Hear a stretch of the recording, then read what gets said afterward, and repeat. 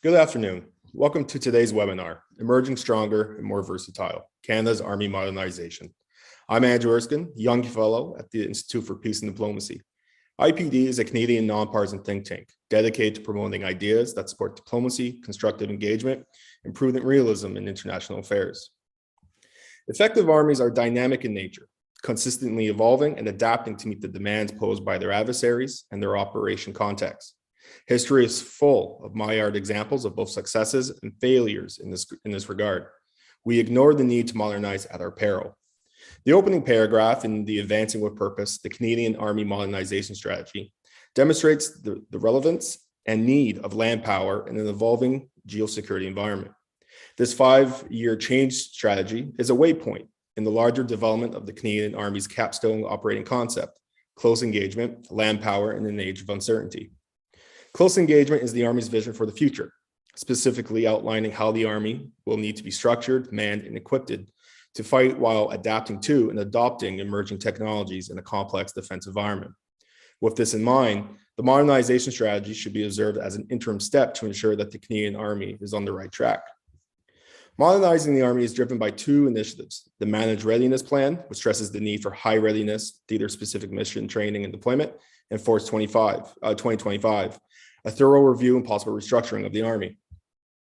The strategy also aligns with initiatives across the breadth of the Canadian Army, namely the Army of Today, an outlook of 5 years that ensures the Army is available for current operations, and the Army of Tomorrow, a framework of 5 to 15 years, that indicates how the Army will successfully function in the future operating environment.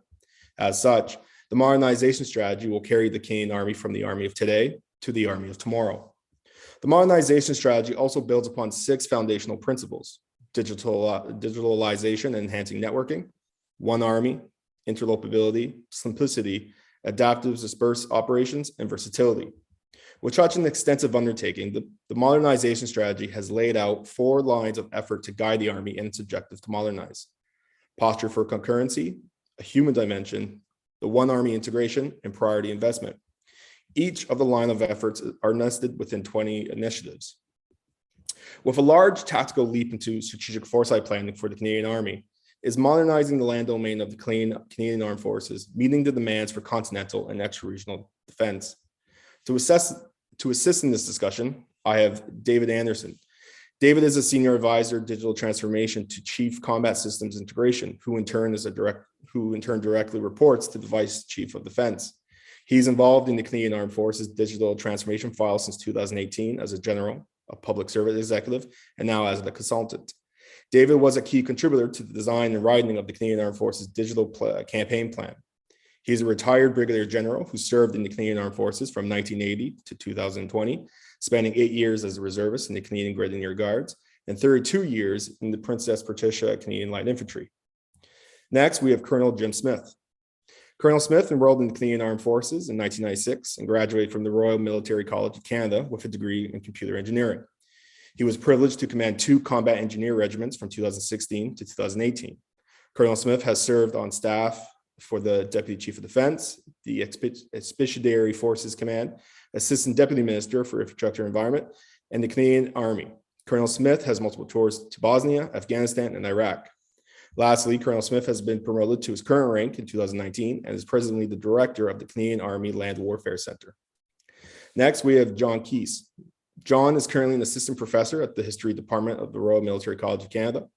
Originally from Montreal, John joined the Canadian Armed Forces and attended RMC between 2005 and 2009. After RMC, John completed his training as an infantry officer, finished an MA in history from the University of New Brunswick, and joined the Royal Canadian Regiment.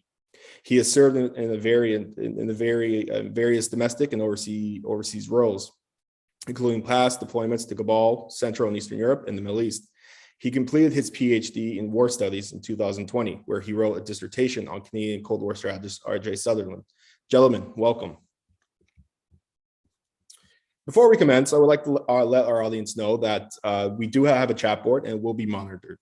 So while this discussion gets underway, if there are any questions that you have for the end of this webinar, please write it in the chat board and we will be sure to reference those when the time comes. With that said, let's get into discussion.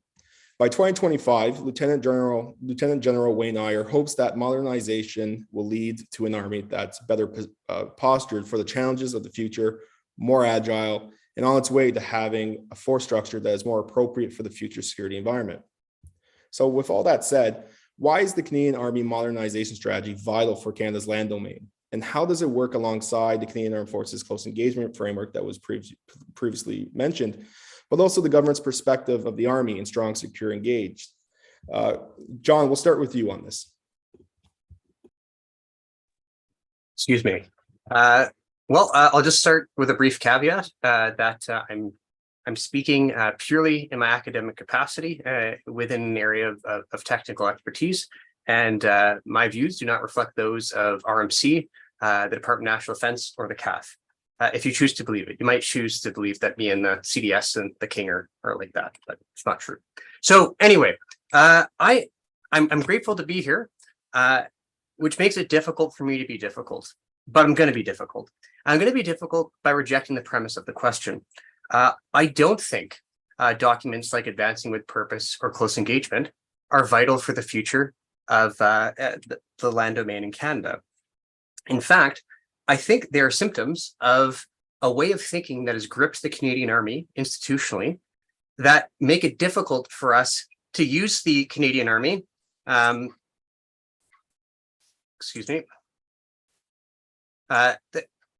make it difficult for us to use the Canadian Army in a way that furthers the Canadian national interest. And to put it briefly, we overthink unimportant problems or small problems like tactical and technical problems or less important problems, and underthink vital problems, problems to do with Canada's unique strategic context. And this myopia is institutionalized. For example, the way the Canadian Army and the CAF generally, the way they select and develop capabilities is something called capability-based planning, or CPB. And in this, what you do in this process is you imagine a future tactical scenario, and then you imagine what effects you might achieve, like jam a radio or destroy a tank, and then work backwards and design the system you want to do that. The problem is Canada's not a very big army with a very big industrial, doesn't have a big army with a big industrial base. And so often these requirements don't fit what's actually on the market. So it becomes very difficult to pick existing systems. On the flip side, we don't think about Canada's strategic context. So what I mean by that, stuff unique to Canada.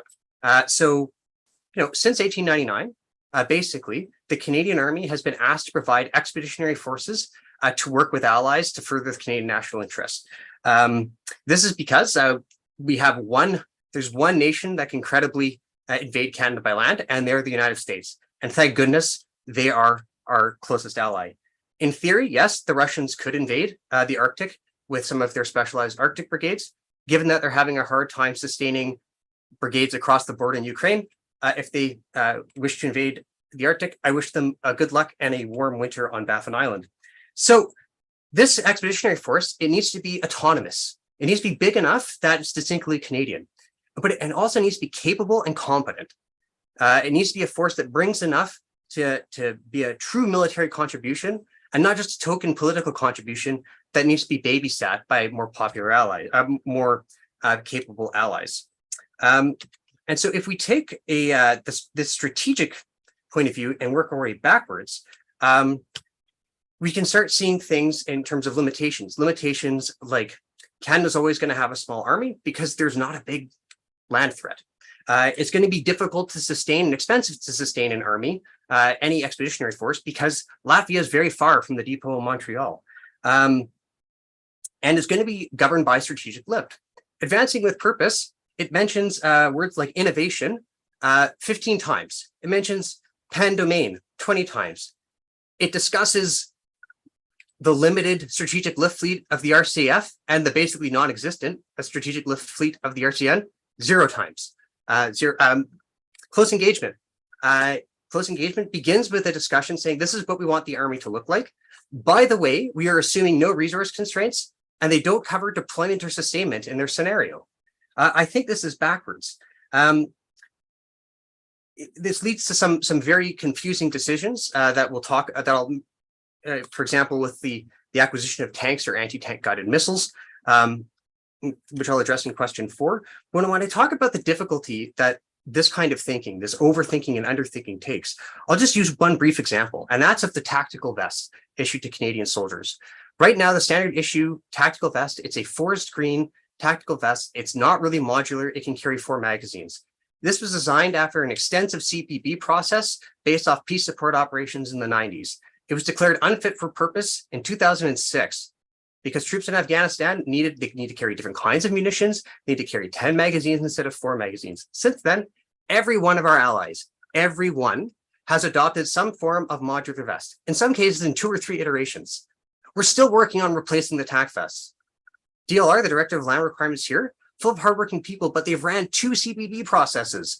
I've talked to project directors, they're dedicated, but they're saying they're going to design the best vests that could possibly exist, but we don't need the best vests that could possibly exist. We have models we could just license, produce in Canada. And in my view, if we can't sort out sewing fabric together to give people something to carry ammunition and a first aid kit in, we're in no place to be talking about pan-domain cyber innovation.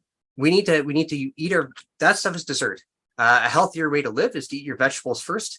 And I think we need to eat our intellectual vegetables first before we have anything too sweet. Thank you, John. That was a great opening. And I look forward to having your insights on the following question that I have. Colonel Smith, we'll now put the question to you. Just interested to get your insights, whether, obviously you have a different approach to Canadian Army modernization, and maybe if you can address a few criticisms that John has laid out. Yeah, thanks, Andrew. And thank you for having me here today. I welcome this discussion because it is important. I will keep my comments short and sharp with the intent of trying to keep to the Canadian Army narrative here. And perhaps after Dave is gone, I will have the opportunity to address some of the criticisms. But I do feel that I am between 2 people that are going to attack the current Army narrative, and so I will defend it first, and then I will address the criticism secondly. So yeah, we're 20 months after the Russia's invasion of Ukraine, and it has sparked perhaps the largest conflict in Europe since World War II.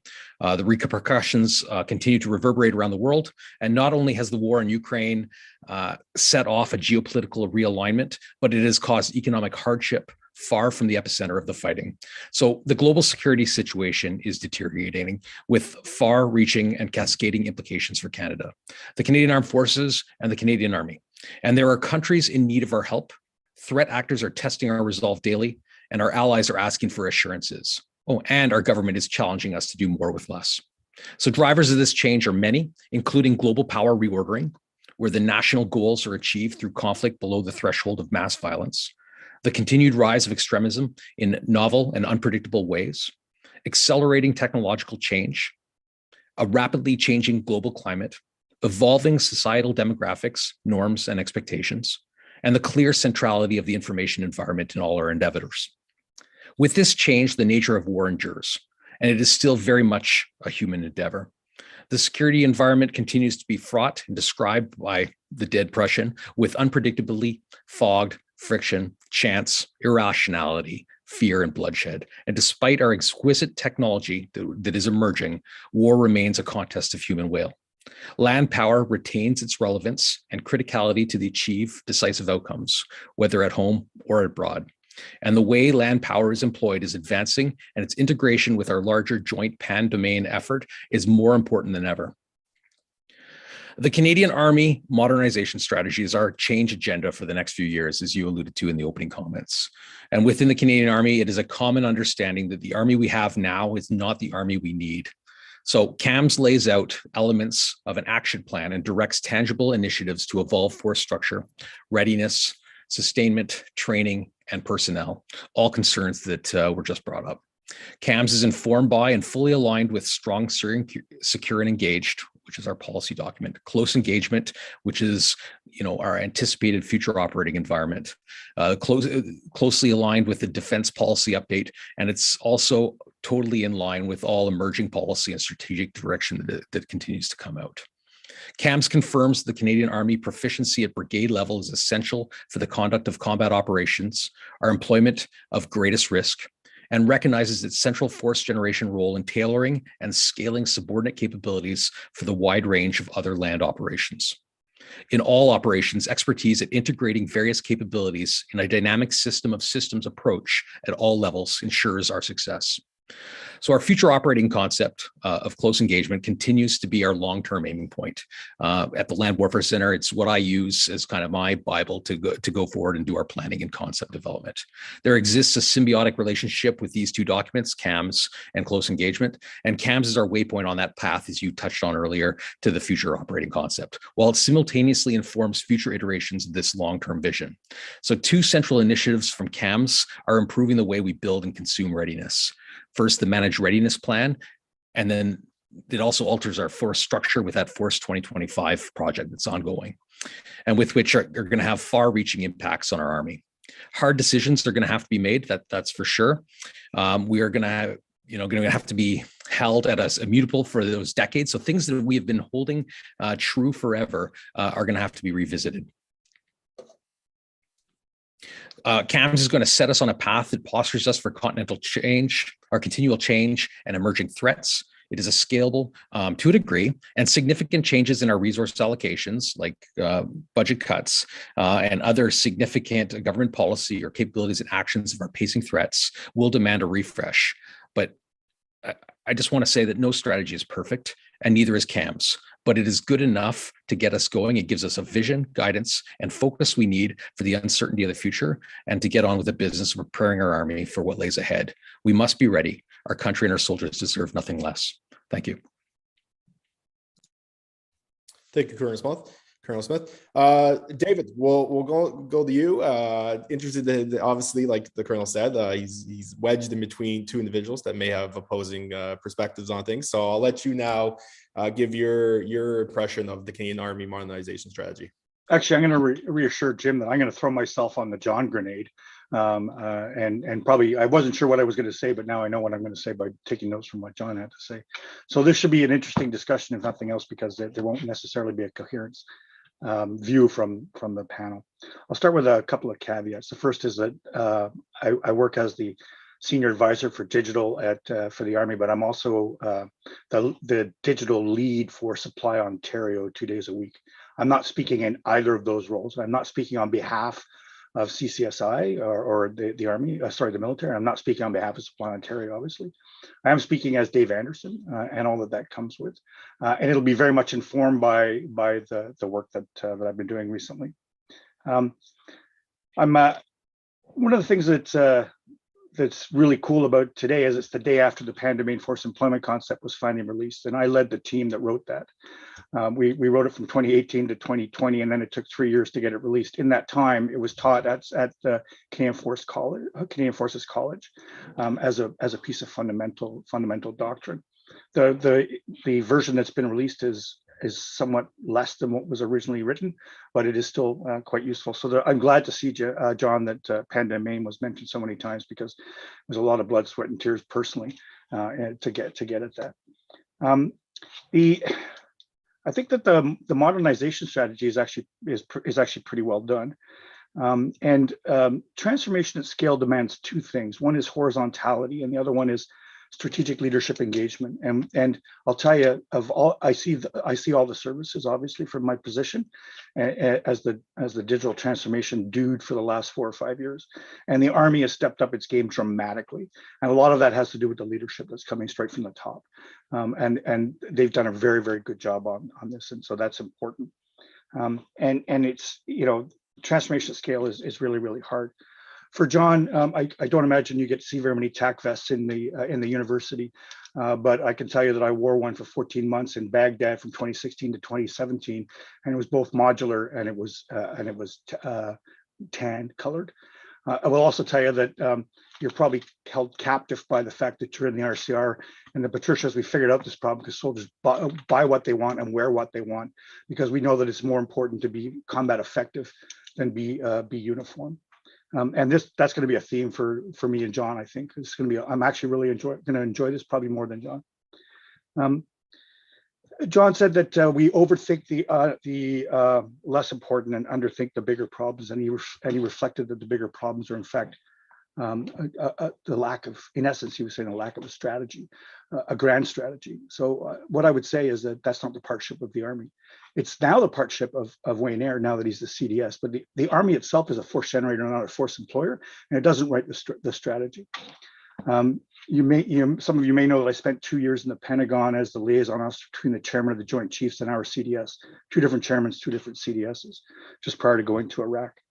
And one of the things I learned there is that there's a reason we don't have a national security strategy in Canada, or even a national security concept.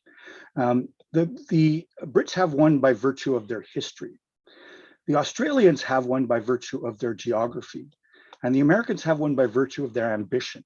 Okay, we have no history, we have no ambition, and we're restrained by our geography because we think we're protected. And in fact, we're not. It's the fallacy of geography. So there's probably a really good reason for that. I will tell you, John, that capability-based planning has gone out the window. I was at Force Development Forum yesterday or 2 days ago, in which it was announced that we're moving on to concept-driven, threat-informed planning, which is something I've been banging at for a long time, to have threat-informed planning. And I like the idea that it's concept-driven and threat-informed. It's not about capability. So that's a really, really good set. And on the whole, I would say that I think the Army's on the right track. It's doing the things that it needs to do within its parameters as a force generator, and within its parameters as a force that operates in the land domain. One last thing on domain, seeing as it consumed my life for quite some time. The task force in Latvia does not operate in the land domain. It may maneuver on the land, okay, but its effects are felt in the information environment or the information domain.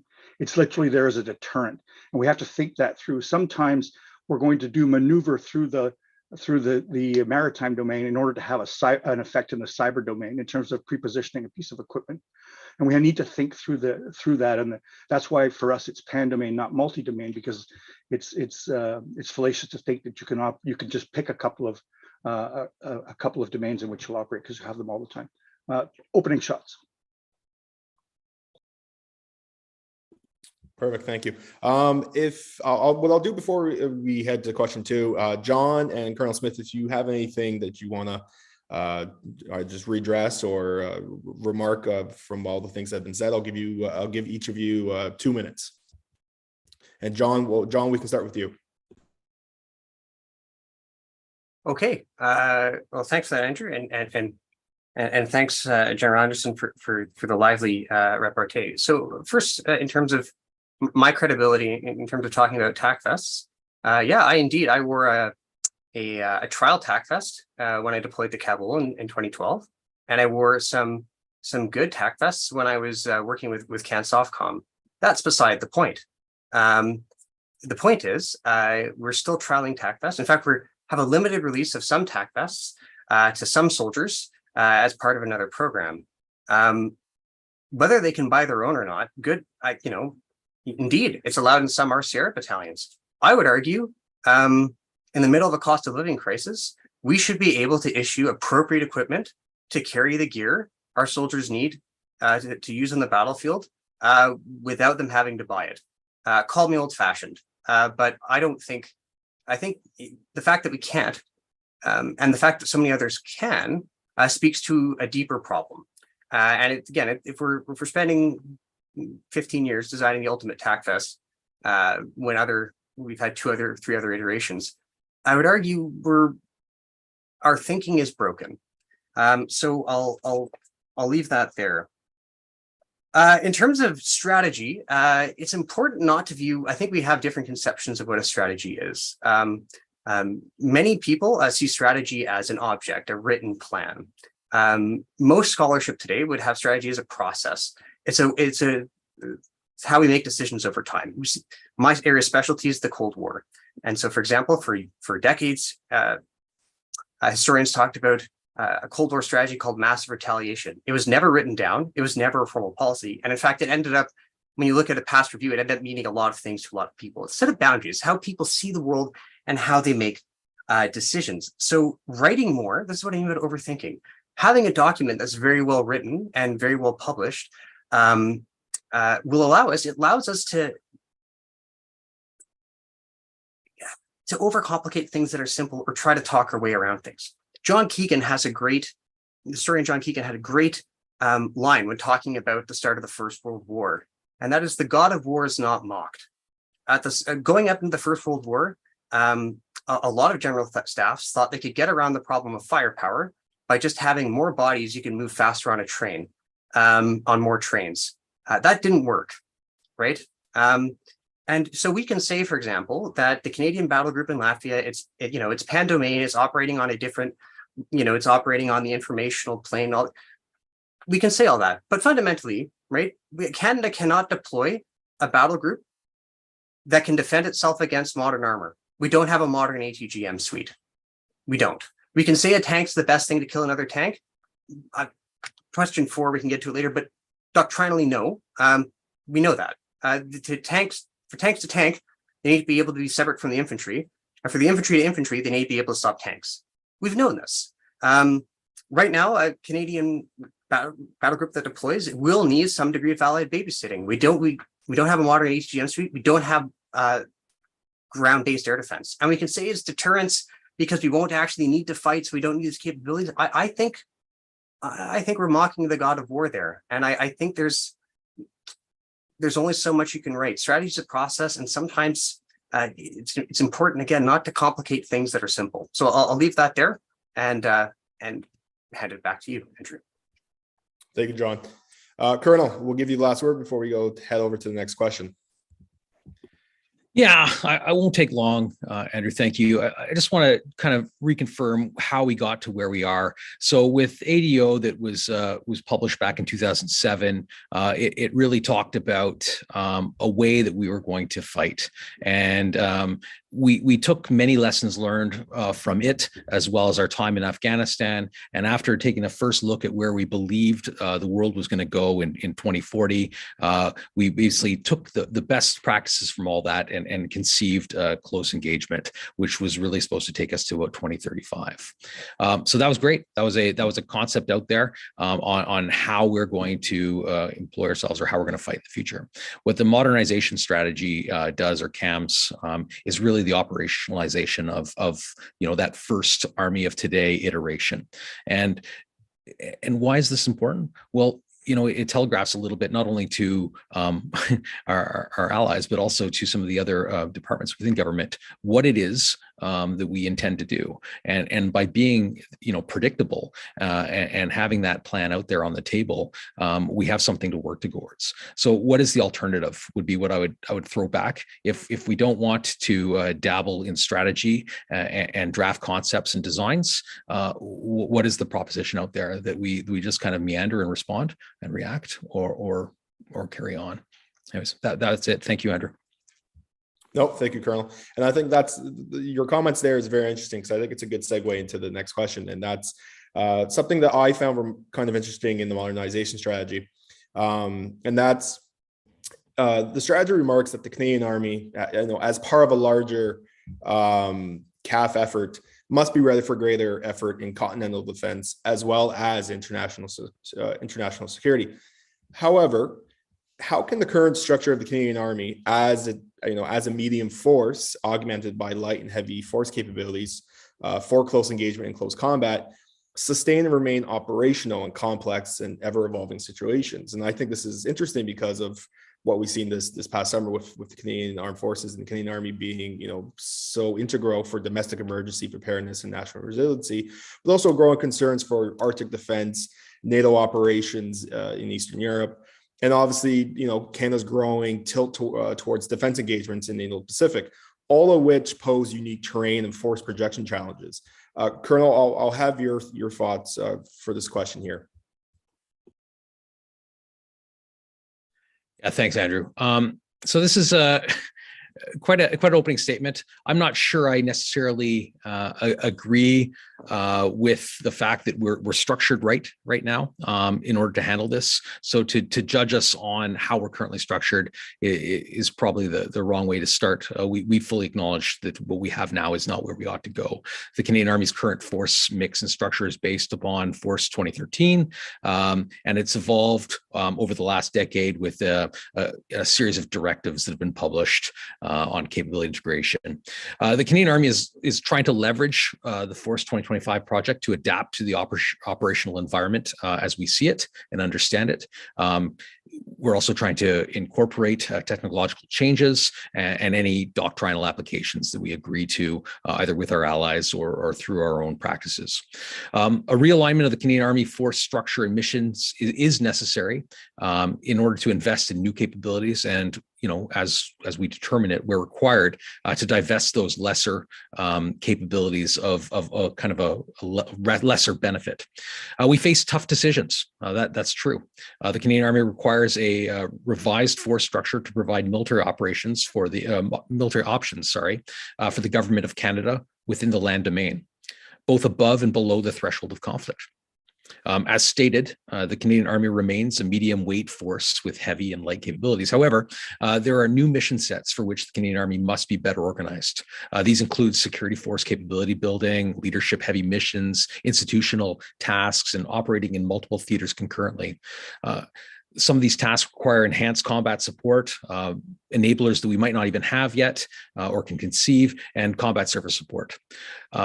It is certain that symmetry across our brigades is not going to be a given going forward. What I will state in response to you are a couple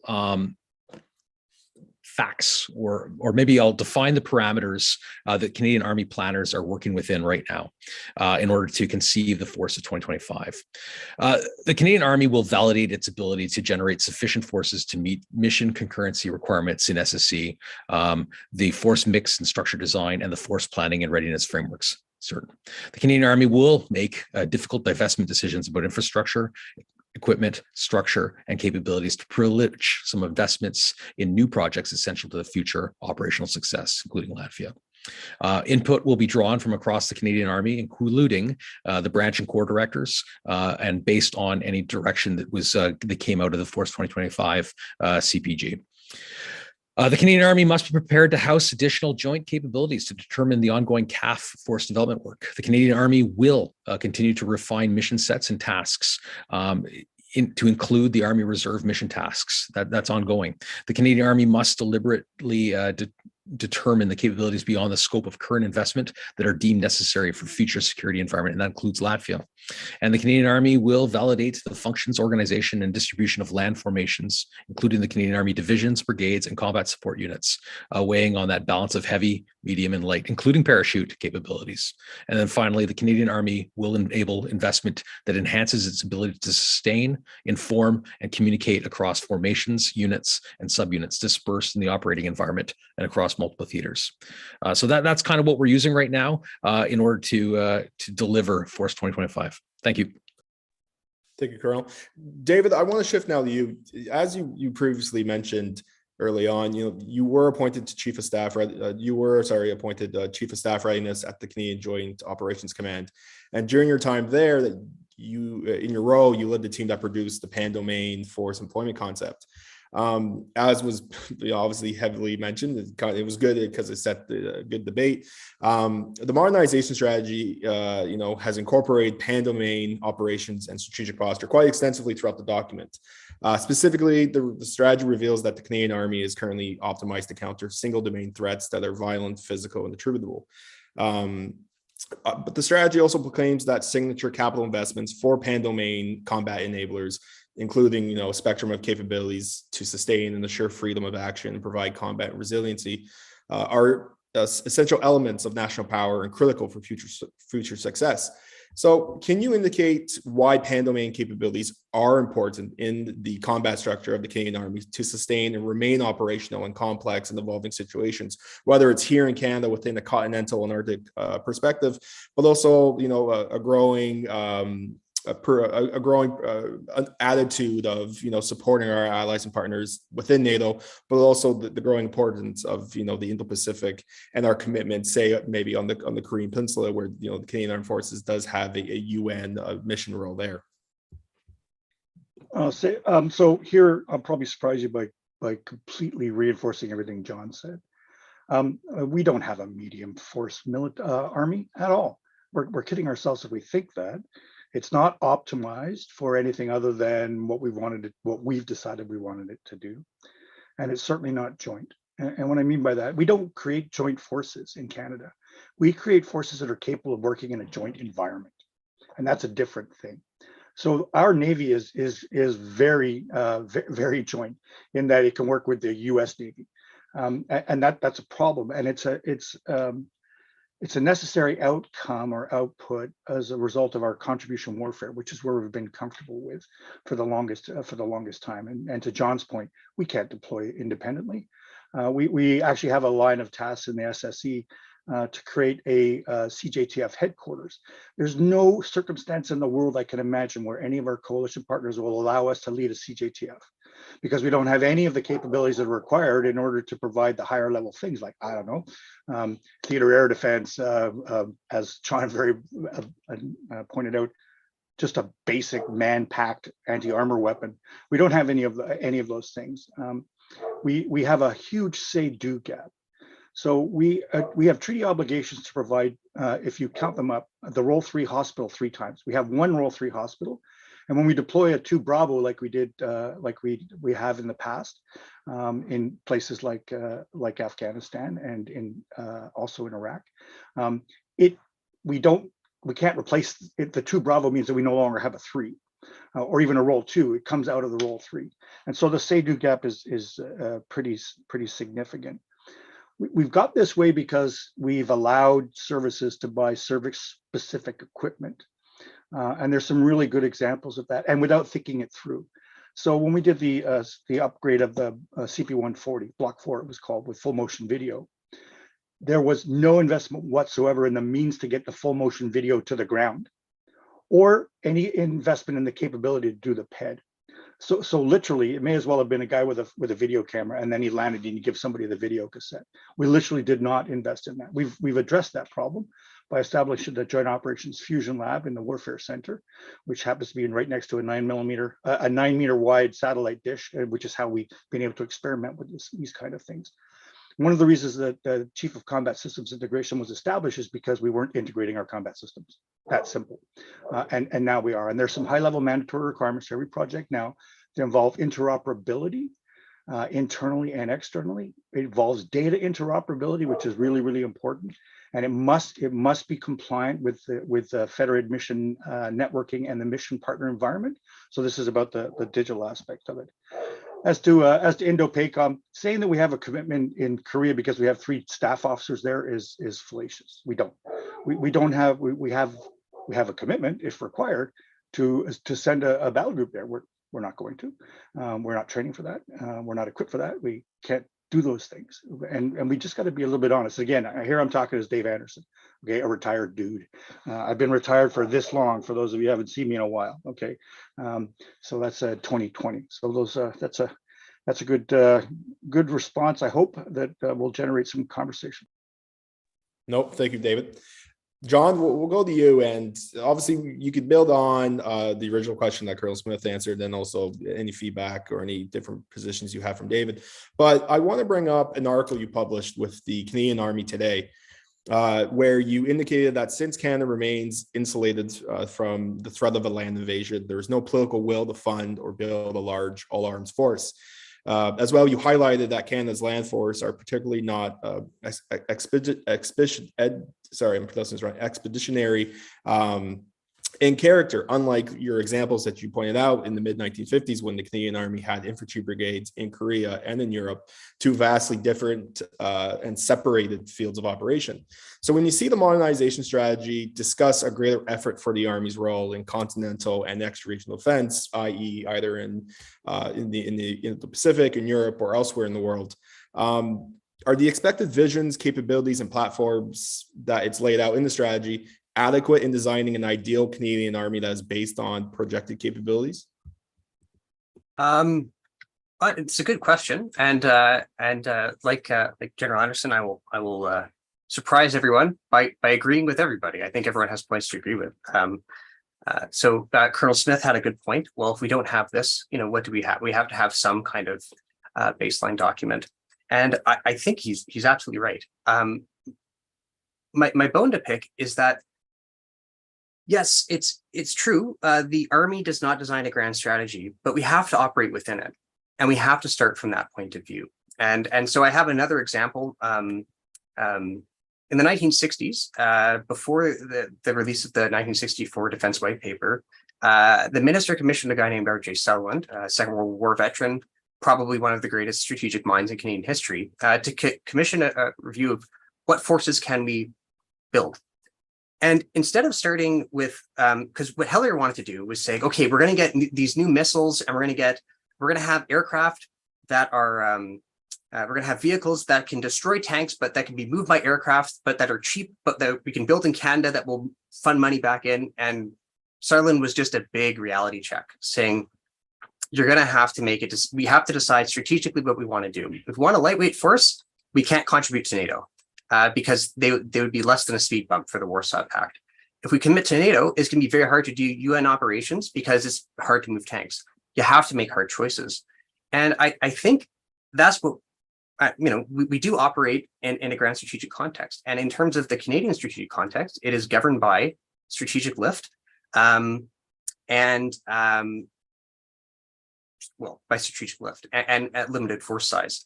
And so something like the Army Modernization Strategy, I think if we started with that, if we started with just a straight up discussion of our limitations, then looked at what emerging technologies can we use to operate in those limits, we could be helpful. So we could come to, we could use more pan-domain planning. Like, so for example, deploying up north. Can we deploy the Canadian Army up north? Probably not. I don't think we need to, because if you're looking at a pan-domain concept, sovereignty in the north is going to come from, one, the ability to protect the environment, two, the ability of something like search and rescue. If people don't recognize your claim formally when they're going through the Northwest Passage, but they call you every time there's a problem, de facto, they're acknowledging. And then three, political legitimacy, delivering security, and not just narrow military, human security, environmental security for the people of the North. And if you're looking at pan-domain, it doesn't get any better than the Canadian Rangers. They're already there. They're doing those things. They're doing things that deploying 2 brigades of LAVs up north would never be able to do. And so there is room there, I think, if we start and go down.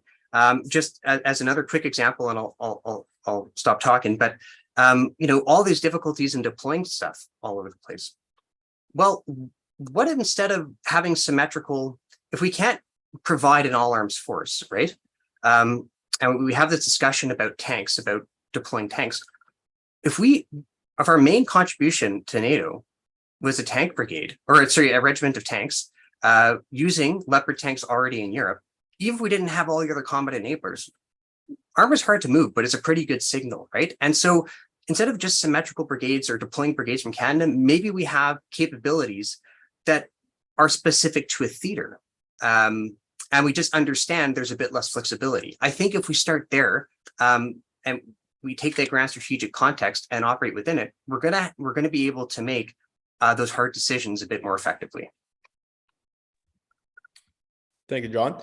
And the article that you published as well, I thought was very unique in the sense that you said as well that, if Canada does need to make the tough decision to get rid of, maybe not get rid of, but if it's not going to invest as heavily in its armor brigade, that in order to maintain, a warmth in those capabilities, then maybe you should partner with partners in NATO that do have quite the extensive heavy armor divisions. And that's something interesting because when we last had the discussion on the Canadian defense policy, retired Navy General Ian Mack was a big proponent for co-manning assets, whether that be in the Navy or in the Air Force. So I think that point right there is something that whenever, the next defense policy update comes, or whenever the modernization strategy is, being studied, I think the concept of co-manning is something interesting, especially for the Canadian Army. But now I kind of want to transition to focus on one of the 6 founding principles in the modernization strategy, specifically the digitalization factor.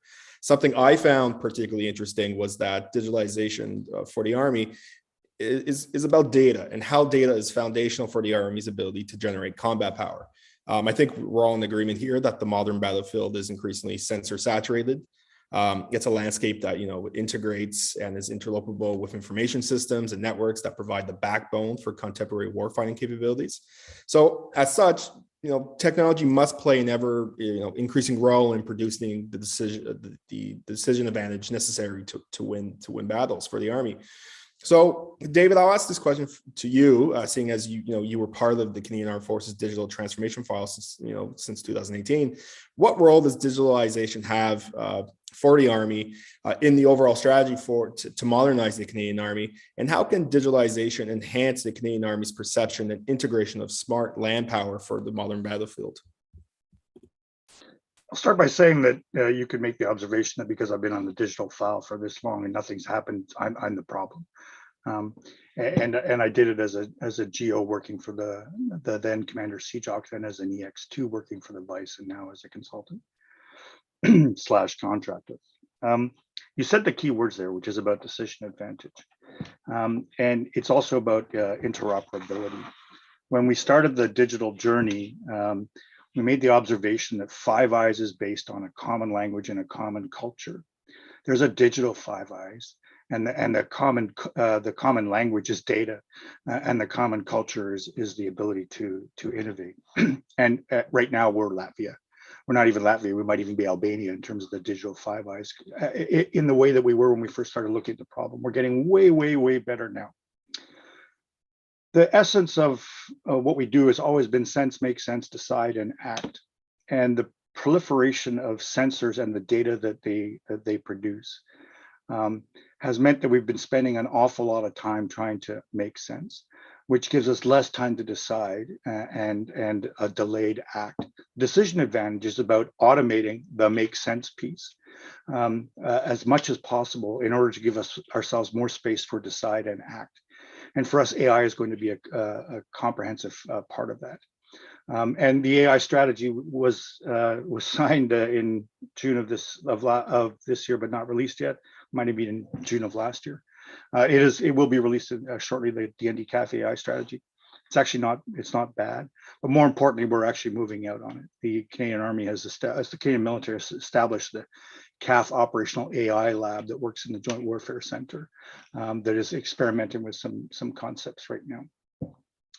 The thing about digital is if you're not digital, you're not there. Okay, so our current planning for delivering, to be digital, there's nothing other than the cloud. Command control systems will be cloud-based, and not because a cloud stores data, and not because a cloud has applications, because the cloud is a network, and it's the manner in which information will be changed. It would be like if we didn't go cloud-based, we'd be like buying a bunch of HF radios to plug into a VHF system. It just wouldn't work at all. Our existing plans for delivering secret cloud was that we would start in 2031. By 2031, we're less than credible and less than relevant now. We would be completely irrelevant. In fact, that's pretty dire. And given that the AUKUS will all be meeting together in a secret cloud in 2025, has provided the impetus. We will be joining them in 2025. We have found a way to shortcut the system. People say we're behind our allies, and I've been making the observation that we're not behind the allies. We can see them ahead of us, but they're 4 laps ahead of us.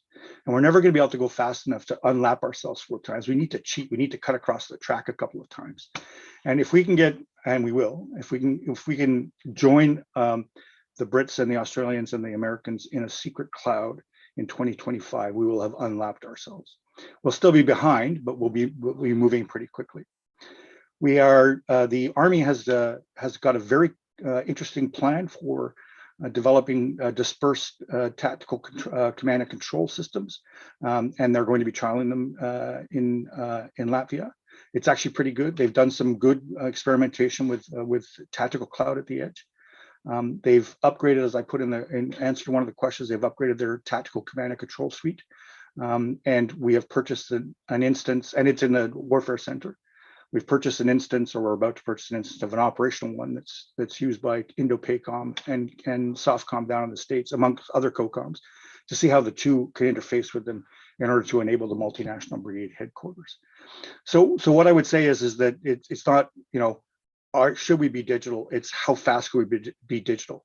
And the penalties for failure are enormous, because the penalties of failure, the penalty here is that we will not be able to offer any credible options to our government as to the use of military power if we can't talk to our allies, given that we do contribution warfare over.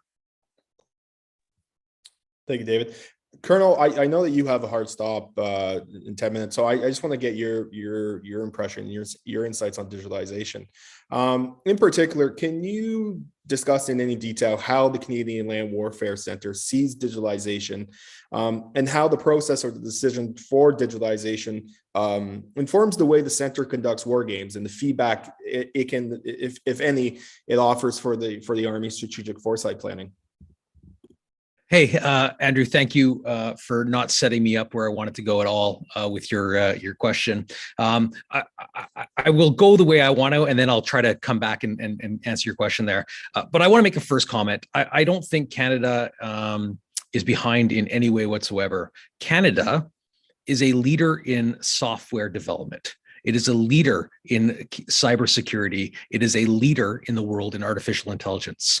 What we have chosen to leverage within the Canadian Armed Forces and the military, well, that's something else. But it doesn't matter where I go, whether it's a Project Convergence or a Bold Quest, which is kind of the emerging and converging experimentation of our allies. There are Canadian companies there that are being used. And so it's just a question of how we want to leverage Canadian resources and Canadian talent and Canadian gold. And I think we made a decision several generations ago that we were not going to lead foreign policy with military. We were going to do it on the informational and economic lines of effort. And as such, we subscribe heavily to the rules-based order and support that through other avenues. I mean, yes, we support the world with our military support, and the Canadian Army has a piece to play in that. But I don't think that is first and foremost when we talk to most Canadians. So that's it. The next piece I want to talk about is how General Anderson always impressed me when he was still in uniform, because I always felt it demoralizing when senior leaders could not discuss these topics intelligently, or let alone have an opinion. And so we were unfortunately stymied to a degree, because if we don't have a vision or an opinion on some of these topics and where we want to go, well, we're never going to get there. And I will continue to challenge that we lack a really good understanding of where we want to go with data. We do not treat data as a commodity yet. We don't think of data as a commodity, because how we're going to use data on the edge and push it around the battlefield has to be considered. And we cannot expect to have all information all the time. Again, I would say that people who think that they're going to have all information when they require it, those are amateurs, because the reality is everybody else has a vote on that. So going forward, we definitely need to change the culture. And so to answer your question there, Andrew, we still believe we're at the education side of things when it comes to digitization. I'll make a couple comments here that I had prepared with respect to the Canadian Army's embrace of digital excellence is foundational to modernization. Society, as was already touched on, is on the verge of really just normalizing this kind of stuff everywhere, whether it's artificial intelligence or whatnot. And we need to understand that as a increased proportion of our soldiers and our civilians that we work with become experts in these fields, that the Army must harness data and embrace digital culture to benefit from this potential. Specifically, leaders must stay attuned to soldier skill and be tracking this. In many cases, this was going to require constant retraining on current and new systems. But I think the biggest piece that we keep talking about with respect to smart intelligence and all this land power piece is there is a cultural or an attitude change that has to happen, and until we really embrace accountability and hold people accountable for their choices and the actions forward on this, we're not going to change those attitudes, and we're not going to change the culture of digitization. But thank you. That's all I'll go with now. Thank you, Colonel. John, we'll give you the final word here. Please feel free to add or debate anything that was said previously. But I also want to refer back to the article that you wrote for Canadian Army Today. And something that caught me in that piece is that you said that for the Canadian Army to possess the ability to bring back enough experience, information, and intelligence to rebuild a force to conduct a sustained operation against a specific threat. I'm just wondering, how do you see the digitalization of the Canadian Army in that respect? Aside from assisting the Army on a specific battlefield, how can digitalization assist in creating an ideal force based on, an ecosystem of existing platforms and capabilities? It's a good question. I'll just refer back though quickly to what Colonel Smith said before he leaves, because I just want to reinforce that he's absolutely right. I think he's absolutely right. I agree with him. Same with General Anderson about culture. Digitization. Jim Storr has a great book out. It's called something rotten. Command in the 21st century, and he kind of points out digitization can go one of two ways. One is we have all this information, and people want to accumulate it, and they want. You see this with the growth of. You see this with the growth of slide decks, right? PowerPoint slide decks, lots of information, lots of chunky data on the slides.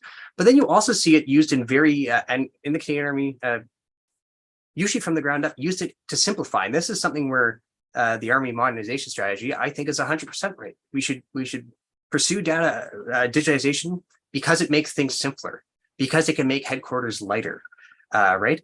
But we just have to get, as Colonel Smith pointed out, we have to have a culture of people being comfortable with a certain level of information. Knowing that it's there, trusting the analysis, trusting their team. If you have a healthy culture, digitization will make that culture healthier. So again, I'm really impressed with the way it's written in Advancing with Purpose, but it's all about making things more clean. As General Anderson pointed out, right? Better to have a cloud than 18 million drafts of an op order kicking around. Something as simple as that, right? The idea of a live document of people being able to work together, collaborate, that can really speed things up, and it can actually make headquarters smaller, which is good because we're 6,000 bodies short, right? Cap wide anyway. So I just wanted, before we wanted to say I agree with them, and I think they were great comments. In terms of how it could build a better army, I don't have an intelligent answer for that, to be honest. I think what I proposed in the Army Journal article is that some capabilities we should keep cool. So, for example, we can't right now stand up a HIMARS capability in the Canadian Army, but sending Canadian gunners to work with American or Polish or probably not Ukrainian, but we'll say American or Polish HIMARS batteries, right? Knowing how they work, something as simple as a great PD platform, right? Or a cloud that we could share technical documents on that our allies don't mind us sharing it on. Yeah, being able to take that expertise and spread it quickly, I think could be very important. But that I don't have much more intelligent to say besides that. No, that's perfect, John. Thank you. I wouldn't mind coming off the rope on this one a little bit. So first of all, on data, you couldn't be more correct, Jim. So when the first data governance framework came out from the department, operational data was not mentioned at all. And it was basically just taken out of the DIMBOK, the Data Management Book of Knowledge, which is a source reference. And basically it could have been used by AgCan or fisheries or whatever. It had no reference whatsoever to the work that we do. And that continues to be the problem because the lead on data is a civilian ADM and it's not the military. At CCSI, we're taking the lead on the operational data domain because we can't wait any longer. The piece about Jim Storr, one of my favorite quotes of him is that it appears that the apparent complexity of warfare is the direct result of the complexity of our headquarters. And I'm paraphrasing, but that's right on. PowerPoint, oh my God, oh my God, oh my God. The vast majority of staff work is majors filling out other majors' PowerPoints so that they can present it to a commander in a time stale manner 12 hours later, and sometimes longer than that because it's been through multiple changes. If we can get 25% more efficient, we're not short any people at all because we can upskill and repurpose them. The CANSOF does not use PowerPoint whatsoever in its stand-ups. As a matter of fact, it's all live. All the data streams are live every single day for all of their stand-ups with the commander, and that's the key thing. The point about filters, I once told a fellow quite senior to me when I was leaving Afghanistan as the chief of staff in 2006. He said, "What are you doing, David?" I said, "I'm going to be doing sobriety." He says, "What are you going to write about?" And I said, "I'm going to write about the impact of the nano tactical general on the strategic corporal." And some of you can probably imagine who that was. And he was not impressed. I thought it was hilarious. And finally, for John, I don't think we need a bigger, better army. I think we need a more relevant army, and that's not the same thing. All right. Thank you, David. Colonel, I know that you have to go, so if by all means, if the time has come, we appreciate your feedback, your insights, and your discussions during this debate. So thank you very much. Before we get into audience questions, I want to touch on the war in Ukraine and how the operations and the conducts of the Ukrainians and the Russians, for that matter, have demonstrated the importance of mission command, combined arms, and asymmetric capabilities through military technological innovation. So with this in mind, what lessons should the Canadian Army draw from the conflict?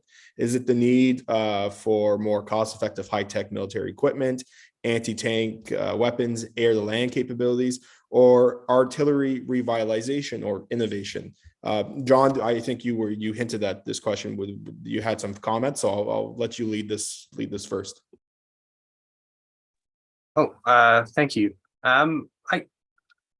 Historians were insufferable in the best of times, but even more so now. And part of it is Ukraine's a great example. We're learning lessons. If you follow just the general debate on Ukraine, before Ukraine, was the tank dead? Is the tank not dead? Do anti-tank missiles invalidate the tank? We've known that infantry needs to be able to stop cavalry, to let cavalry maneuver, since about the 30 Years' War. Like this is something we've known for a long time. In the modern context, we've definitely known it in terms of modern combined arms warfare in the Second World War, where the main killer of tanks were anti-tank guns.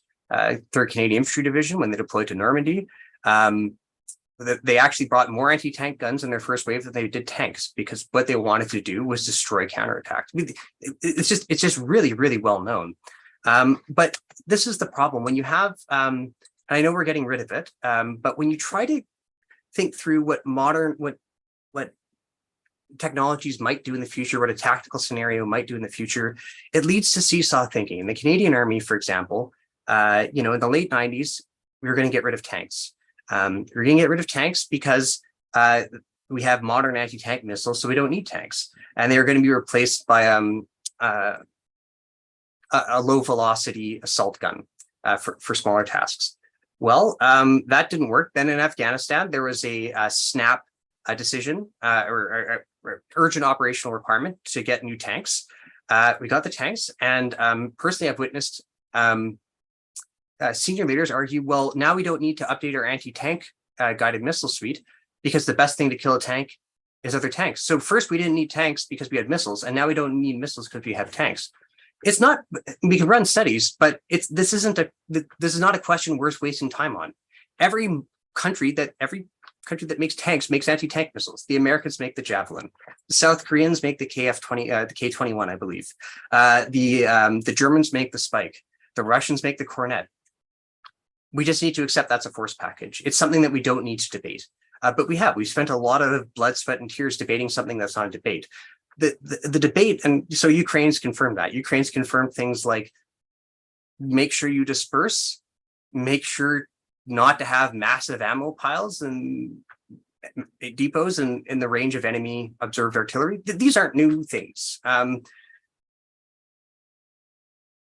So back to the tank question, I don't think we can learn a whole lot from Ukraine. Well, we can learn plenty, but one of the lessons is that, yeah, the basics matter. And it gives us an opportunity to say, we have a limited combat development capability in the Canadian Army, just because of our size. But if we look at force packages, for example, combinations of tanks with certain anti-tank missile suites, we can copy it. I don't think we need to reinvent the wheel, especially if we don't have the resources to make the wheel round. And so if we start from that position and then say, okay, we have this force package, can we make it work with our resources? If not, what resources do we need to make it work? And then if we can't do that, what can we do? I think that would give us a much healthier view on what the Army of the future might look like. Thank you, John. David, we'll go to you, and obviously feel free to discuss any points that John brought up. But I was wondering if you could also maybe hit on, obviously, the digital lessons that we're learning from Ukraine, and in particular the use of drones being, provided on its own basis of being an army, but also being a member of fighting in a coalition of allies in any future conflict in Europe. Yep. I commanded one brigade from 2012 to 2014, and during that time, our lack of anti-tank capability kept me awake at night for sure. There's no doubt about it. It was something that we just didn't have the integral capacity or capability other than tanks. I commanded a combat support company in the British Army for 3 years in the late 90s, and I had more anti-armor capability then than I did as a brigade commander, because we had the Milan weapon system, which was actually quite capable. So yeah, very, very much think about that all the time. I think I want to come at Ukraine from a couple different levels. One is that we've been caught twixt and tween. We weren't sure if we were designing the military we needed for wars of choice or the wars of necessity. And what we've done is we've done a bad job of creating the force we need for wars of necessity, and we repurposed it for our wars of choice. And as I said recently to KCIS, I believe that the thing is that we're going to see the low cost, high availability, high impact technologies that are out there, like quadcopters, etc., mean that the costs of wars of choice will be punitive. And we'll be too busy preparing for the wars of necessity. If it's taught us anything in the Ukrainian conflict is that that's a war of necessity. But it's also made people start to think about contiguousness or contiguity again. So it's something that we were well rooted in the idea of contiguous forces and a contiguous battlefield. And then we intellectually we managed to elevate ourselves past the incredibly dull Krulak 3-block war analogy to understanding that we would have contiguity, but it would be between, say, for instance, the land and the cyber space, if you will, and reimagine it that way. But I'm not sure that that's the case anymore. And most wars of necessity will probably involve that. A couple of other thoughts. We've had a tendency in the West to go towards hyper exquisite high cost forces that can do standoff. There's no standoff anymore. And so we need stand-in forces, which means they need to be less exquisite, and they need to be more. There needs to be more of them. Mass matters again. I had the luxury of visiting 18 Airborne Corps in the spring, and not just because I spent some time at war with them in Iraq, but because of the work that they were doing in the SAGU, this Strategic Advisory Group Ukraine. So they're the ones that deployed forward to assist the Ukrainians in establishing their capacity and their capability. And they learned a couple of things about interoperability, and this is tied into the digital piece. Interoperability means that you have to show up on day one with a bucket of code and a bucket of data. And if you don't have the code and you don't have the data, then you're not going to be able to do anything. And they were able to very, very quickly establish some pretty high speed systems. Within 90 days, they did 170 changes to the code at the edge. And right now, the best sensor that they have in the air defense fight is a cell phone, because an app has been downloaded by all Ukrainian citizens, And when they see an aircraft, they hold up their cell phone. And it automatically sends that data to a fire control center. And things are being prosecuted. Targets are being prosecuted from that data in seconds. Okay, that's extraordinary. And so it's that impact. The tank versus anti-tank, et cetera thing. The problem is that we are very comfortable with hardware-defined capability. And increasingly, I think we need to think about software-defined capability. We want to buy 100 F-150s, and then 10 years from now buy another 100 F-150s. That's silly because it just degrades in its capability and capacity in those 10 years. You could argue we should buy eight a year for 12 years, or you could argue we should buy a Tesla, because a Tesla is not a hardware platform; it's a software platform. It gets updated every single night in your driveway, and it changed.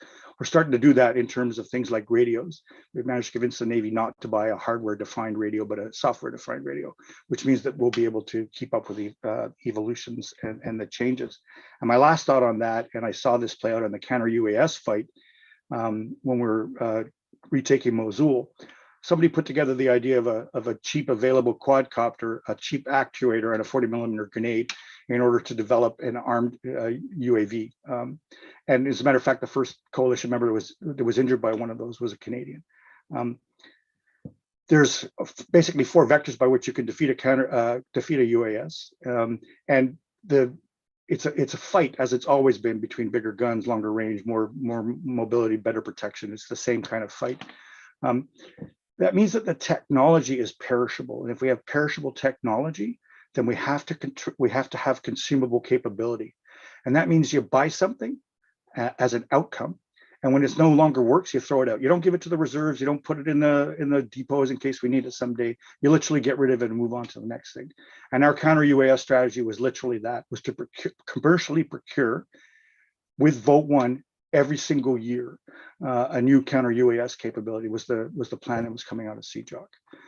So I think the Ukraine is changing a lot of things for us, because it's reminding us that wars of necessity are ugly, they're big, they're long, they're protracted, and you win them with will and with mass. And I don't know that Canada has either right now. Thank you, David.